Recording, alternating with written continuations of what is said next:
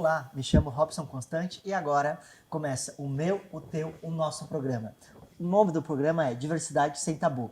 E o nosso convidado hoje é o professor Dr. Wagner dos Santos Chagas. Que alegria te receber aqui hoje conosco, Wagner. Boa noite, Robson, tudo bom? Que bom estar aqui. Sim, eu quero que tu saiba que aqui no nosso programa não temos tabu para falar sobre qualquer assunto. A diversidade é sempre muito bem-vinda. Então, antes da gente começar a entrevista, eu gostaria de falar um pouco sobre o Wagner, né, para os nossos telespectadores que ainda não o conhecem. O Wagner ele é pós-doutor em Memória Social e Bens Culturais pela Universidade La Salle, doutor e mestre em Educação pela Universidade do Vale dos Sinos, especialista em Gestão Educacional e graduado em História pela UBRA. É professor de História da Rede Municipal de Ensino de Esteio e atualmente é o diretor da Cidadania e Direitos Humanos da cidade também de Esteio. Hoje no nosso programa a gente vai abordar a temática diversidade religiosa, mas antes da gente começar o programa eu queria dar os parabéns para o Wagner pela coordenação do projeto que eles têm da questão dos imigrantes dentro da cidade do município de Esteio e que o programa ele está como exemplo pela ONU, né, Wagner? Isso, ele é referência pela ONU pelo formato de acolhimento, né, a migrantes e refugiados, sejam eles venezuelanos, mas nós também atendemos mais de 13 nacionalidades no nosso município, né? Então, toda a interface das políticas da assistência social, da educação, da saúde, né, cadastro único, processo de construção de currículos e também para inserir no mercado de trabalho, né? Então a ONU viu esse grande ecossistema de proteção e garantia de direitos para os migrantes e achou por bem, né, nos colocar como um exemplo, não só na região, mas como no Brasil, né, para esse tipo de projeto. Sim, então eu quero já te dar os parabéns e como a gente conversou antes nos bastidores, vai ser uma das nossas temáticas. A gente vai trazer, talvez venha o Wagner e mais a equipe dele para a gente estar falando dessa questão da importância da nossa empatia aos imigrantes que estão chegando no nosso estado, né? E o belo papel e o belo projeto que a Prefeitura de Esteio, coordenado pelo Wagner e com uma equipe primordial lá que estão fazendo um belíssimo trabalho, né? Bom, Wagner, eu conheço o Wagner já, a gente somos colegas fizemos pós-doc junto, então a gente já se conhece já há uns 4 anos, e o Wagner tem muitas histórias para contar a questão de religiosidade. Wagner, eu gostaria que tu falasse um pouco eu falei aqui a questão do currículo, né, tua biografia, né, mas eu queria que tu comentasse um pouco quem é o Wagner enquanto pessoa, né. Então, assim, em alguns espaços, quando eu vou falar sobre a perspectiva da minha religiosidade, da minha atuação como professor e como pesquisador, eu sou um Cambone, professor, pesquisador. Bem nessa ordem, né? O que é um Cambone? Eu sou um iniciado da Umbanda desde o ventre da minha mãe. E fui criado no espaço de um terreiro de Umbanda. Né? Ali com todo aquele movimento, com as pessoas aprendendo e ensinando no cotidiano do terreiro, né?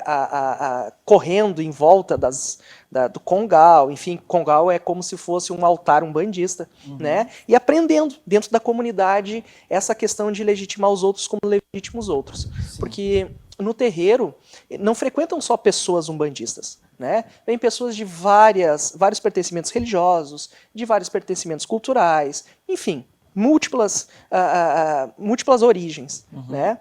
E quando cheguei aos 8 anos, de tanto incomodar, estando no terreiro, eu comecei a ser Cambone, que é aquela pessoa que ajuda, né, a entregar os elementos que os orixás, pretos velhos, pretas velhas, né, precisam, né, ajudar a interpretar algumas coisas ali quando os orixás estão falando, né, numa consulta, num passe. Então, desde os 8 anos eu sou inserido nessa cultura de terreiro.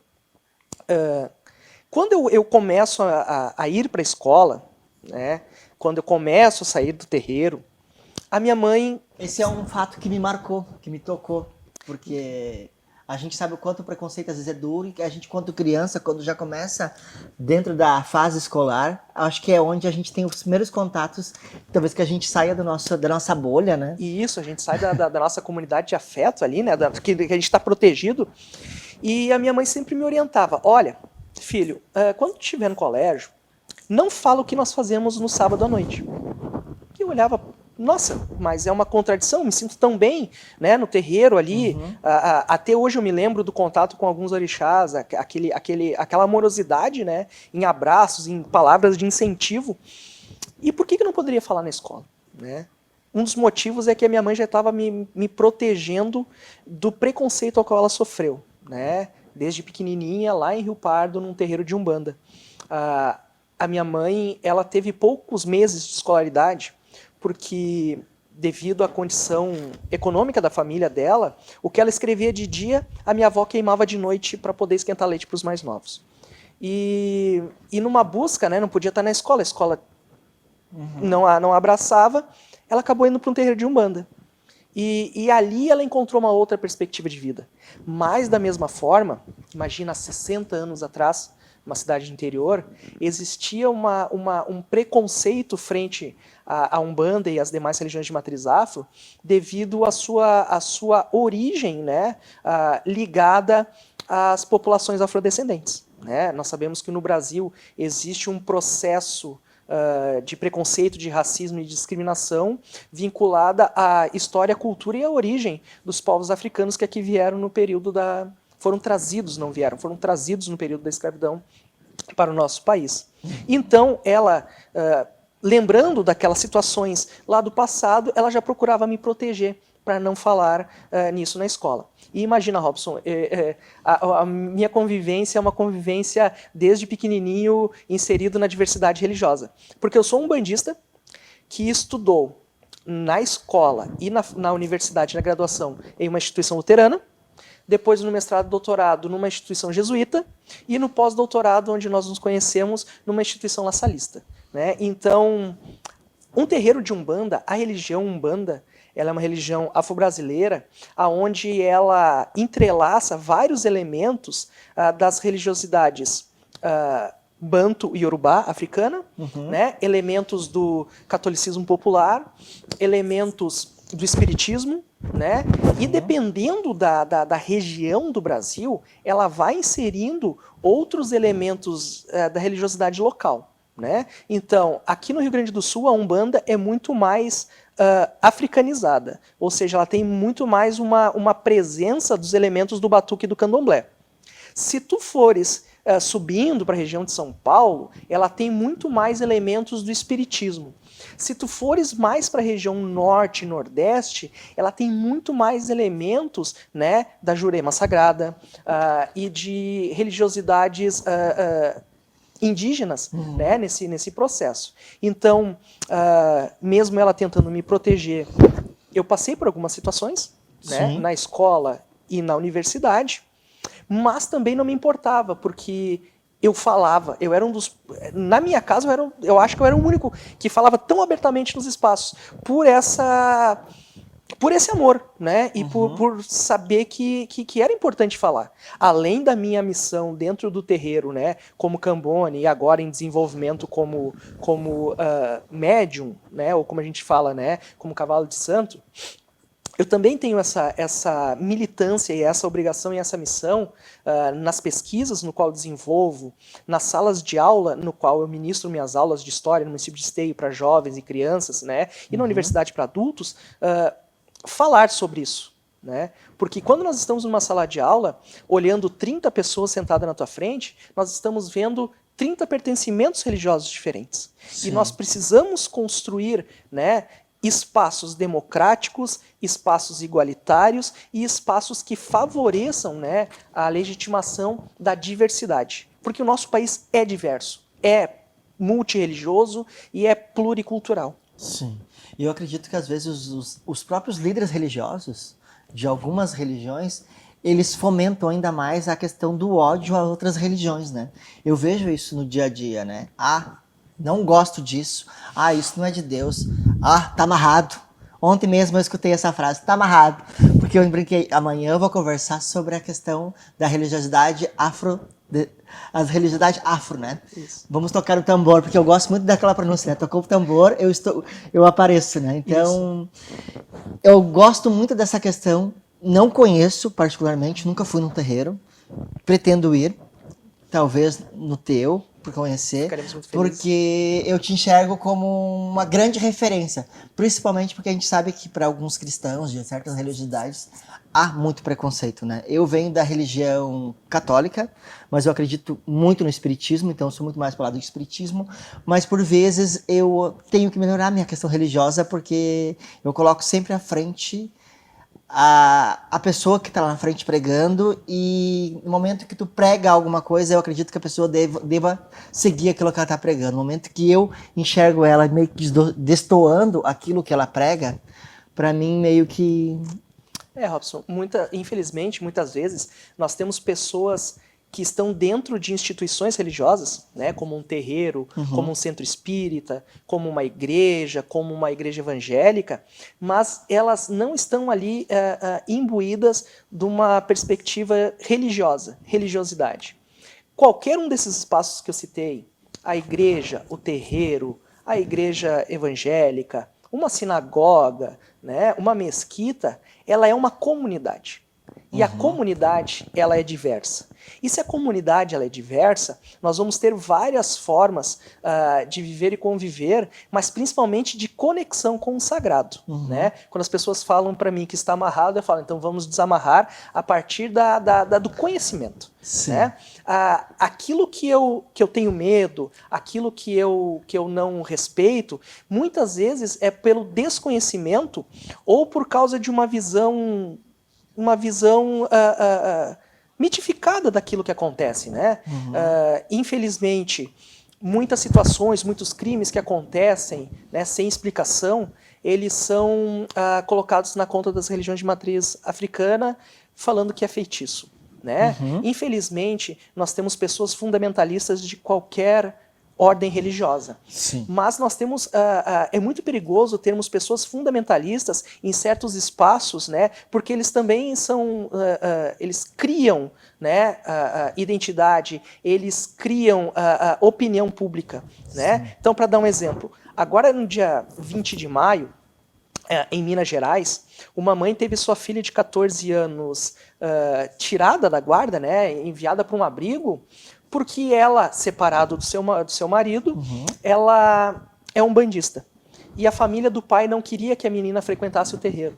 Então, a escola, né, devido a algumas pessoas fundamentalistas que ali estavam, né, levaram para o conselho tutelar, aproveitando que um conselheiro tutelar era de uma religião específica, né, e acabaram tirando a guarda da mãe, né, e tirando a menina do convívio social. A sorte que nós temos dentro do judiciário, em vários outros espaços, comissões de direitos humanos e de diversidade religiosa, que respeitam a perspectiva da nossa Constituição, do Estatuto da Criança e do Adolescente, que garantem a diversidade religiosa. Né? Da mesma forma, saindo da questão do governo, indo para uma questão também das comunidades, Rio de Janeiro, existe aqui uma denominação chamada Bonde de Jesus. O que é o Bonde de Jesus? Ele é formado por traficantes, principalmente na Baixada Fluminense, traficantes evangélicos, né, que usam da violência para destruir os terreiros de Umbanda e de Candomblé. Imagina, isso é uma incoerência, utilizar da violência e do nome de Jesus ou de qualquer denominação religiosa, né, para que tu possa invisibilizar e destruir a presença do outro. Então, muitas vezes, existiu o caso agora também de uma... Acho que ela ganhou um programa de culinária, né? Ela é uma cantora evangélica que fez uma tatuagem, né? Não consigo me lembrar o nome dela agora. É a Priscila Alcântara? Isso, Priscila Alcântara. Eu acho que até ontem à noite eu te mandei. Isso, a Priscila Alcântara, ela fez uma tatuagem, ela é evangélica, cantora gospel, né? E ela foi muito criticada pela sua comunidade por ter feito a tatuagem. Muitas vezes, né, a mão que ajuda, a mão que apoia, o abraço fraterno ao outro, ela é muito mais santificada do que a boca que reza. Né? Porque, acredito muito nisso. Porque as nossas ações... Não adianta eu falar aqui que eu sou um bandista, que eu vivo em comunidade, que nós temos o princípio da cooperação e da colaboração, se no meu cotidiano eu não vivo isso. Se no meu cotidiano eu não ajudo o outro, se no meu cotidiano eu não vou em auxílio quando o outro está precisando.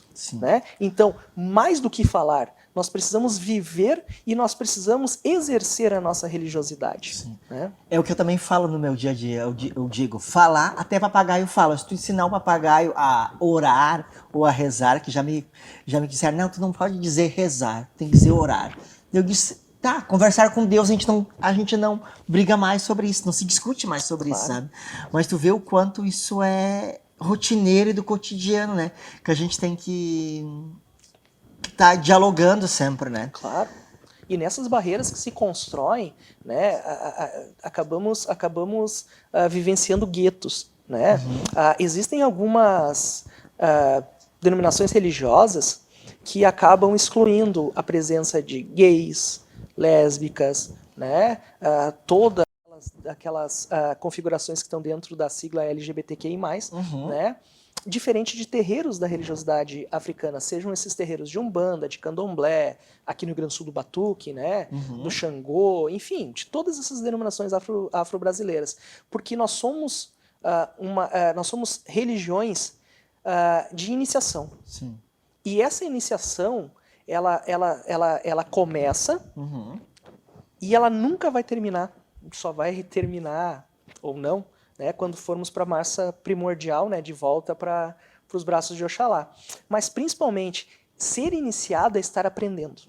Né? E esse aprender é estar em constante evolução e entendimento que todos nós, independente das nossas trajetórias e caminhadas, formas que nós amamos, os nossos afetos, todos nós precisamos viver em comunidade. Então, não adianta tu rezar, não adianta tu entregar um dízimo, não adianta tu entregar a sopa no centro espírita, não adianta tu auxiliar, né, na assistência de um terreiro de Umbanda, se tu é homofóbico. Não adianta tu fazer toda essa caminhada se tu é racista. Não adianta tu fazer toda essa caminhada, né, dentro de um espaço religioso, se tem alguém com fome, um morador de rua, e tu vai lá e joga água para tirá-lo do seu portão. Né? Então, as religiões, né, elas devem servir para quê? Para o nosso desenvolvimento e para a nossa aprendizagem, para a nossa melhoria. Então, não adianta estar no espaço religioso e não exercer uma prática, né, ações aonde possamos ser cada vez melhores, né, nesse processo. Uma frase que eu digo, né? Se Deus é amor, por que tu dissemina o ódio perante aos outros, né? É uma coisa que tá distorcida. E, infelizmente, é o que mais a gente vê por aí. Pelo menos no meio onde eu vejo, sabe? Porque, às vezes, tu vê, as pessoas vêm de um centro espírita, ou vêm de uma igreja, ou vêm do culto, falando mal. Como a pessoa foi vestida. Tu viu a fulana tal, sabe? Bah, não, porque para tu ir no culto, para ti ir na igreja, tem que ir com a tua melhor roupa. Será que para Deus isso é importante? É o teu julgamento, é o julgamento de Deus, né? Então... Perfeito, Robson. E aquelas questões, né? Cada terreiro, ele é um microcosmos à parte. Porque existem linhas, existem famílias de santo, então ela difere muito. Assim como denominações evangélicas, né? As denominações evangélicas, elas diferem a partir da interpretação, né, que os seus líderes religiosos fazem, né, dos escritos da Bíblia. Mas a grande importância é, não precisamos ter alguém para interpretar. Não precisamos ter alguém para que nos conecte no amor com o outro. Né? E quando eu falo de amor aqui, eu não falo do amor romântico, eu não falo no amor altruísta. Eu falo nessa perspectiva de que eu respeito e eu legitimo o diferente. Eu respeito e eu legitimo quem tem uma caminhada e uma experiência diferente da minha. Né? Porque quando nós respeitamos e legitimamos, nós conseguimos estabelecer um diálogo e um crescimento muito maior. Né? Então não há necessidade dessa questão de uma interpretação e uma caminhada e seguir cegamente alguém, porque isso também é muito perigoso, né? Muito perigoso. Da mesma forma que nós temos fundamentalistas evangélicos, católicos e outras religiões, nós também temos fundamentalistas umbandistas e batuqueiros, né? E quando em qualquer tipo de fundamentalismo, principalmente quando a política se mistura, Sim. né, isso é muito Acho que esse é o perigoso. grande perigo da sociedade, né? Eu sou totalmente contra misturar religiosidade com questões partidárias, né? Então, não acho que fique, não acho de bom tom e não acho que vai ser por aí. Às vezes as pessoas usam até o nome, né? Ai, vote no padre tal, pastor tal, sei lá, pai, não sei o que, sabe? Eu acho que quando a pessoa entra pra política, ela não deve pensar na sua questão religiosa, né? E sim pro bem-estar da sociedade Claro. em si. Porque é constitucional, né, das pessoas terem o livre direito de optar pela sua religiosidade ou não também, né? Sim. Né? Nós vimos através da história vários movimentos que tiveram que se tornar políticos para garantir a liberdade, né? Nós vemos a luta dos direitos civis nos Estados Unidos, né? Onde existiu toda uma perspectiva política para conseguir votar leis afirmativas para a população negra. Nós vemos o movimento das sufragistas norte-americanas e inglesas e aqui no Brasil para o voto pela mulher, né, para que a mulher pudesse votar e ser votada, né? E também existem algumas práticas, né, de que religiões e de grupos ditos minoritários, se a gente for pensar que o Brasil, mais de 53% da população do Brasil é negra, né? E nós temos uma grande população afro-religiosa, o Rio Grande do Sul, né, por proporção da população, é um dos estados que tem o maior número de iniciados de religiões de matriz afro, né? A região metropolitana de Porto Alegre é uma das regiões com o maior número de terreiros, né, identificados, fora aqueles que não são identificados, porque os espaços da religiosidade afro ela é muito diversa, né? Então muitas vezes tu tem um congal em casa, mas tu não é uma casa aberta.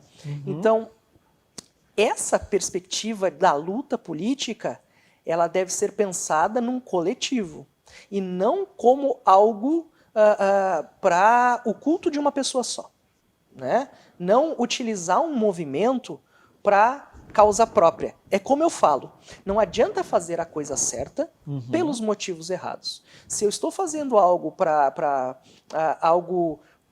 o meu benefício próprio, tu está indo contra todos os princípios que tu aprendeu dentro das tuas religiosidades ali, sejam elas afro-brasileiras, sejam elas de qualquer outra denominação. Sim. Por que tu acha que tem tanto preconceito com as religiões afro, né?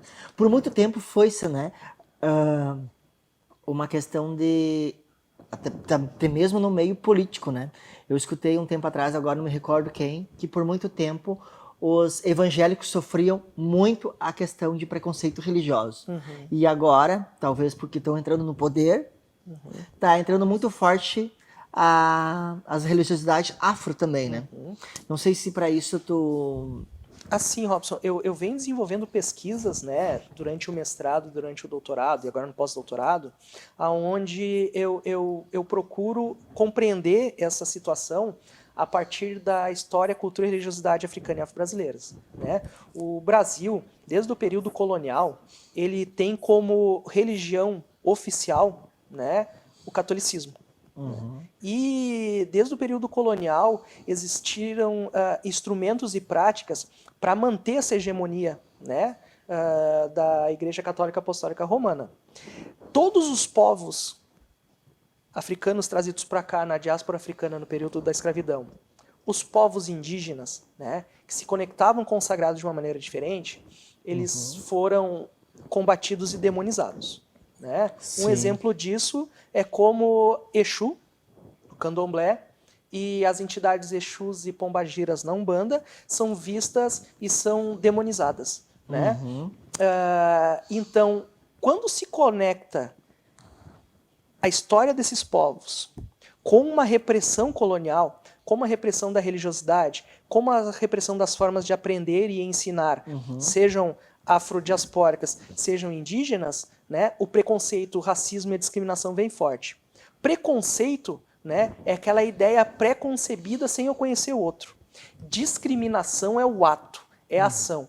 E o racismo é a ideia de tu vincular uma ideia preconcebida devido ao pertencimento étnico e cultural, né, de um determinado povo. Então, pensando nessa perspectiva, né, a luta para a resistência, ela tem quase...